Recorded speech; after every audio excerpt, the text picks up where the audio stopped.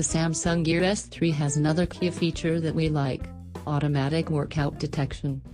If you're running, cycling, walking or doing something dynamic, like weights or just the general housework, it'll begin to monitor you after 10 minutes, and estimate your calorie burn.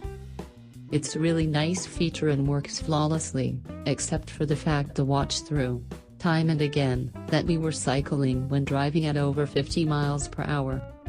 Not just once, but multiple times.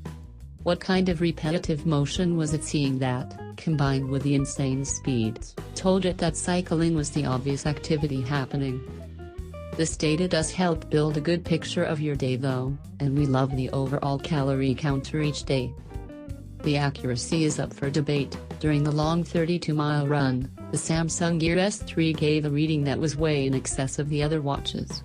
Despite having the same data, but being able to see how your sleep, sedentary periods of the day, active sessions and even walks to work all add up feels like a really rounded way of checking out how active you are. The sleep tracking isn't bad either, although it's the most generous tracker we've ever seen. Where other options constantly point out that we need to be more restful in our snoozing, the Gear S3 delights in telling us that we are motionless for most of the night. As we're asleep, it's hard to tell which is telling the truth, but Samsung's watch does seem more forgiving. One annoying bug that keeps coming up: it'll split up sleep sessions randomly in the night.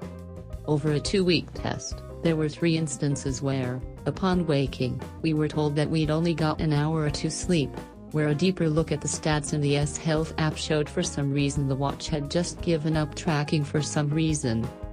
That, or we're sleepwalking terribly suddenly.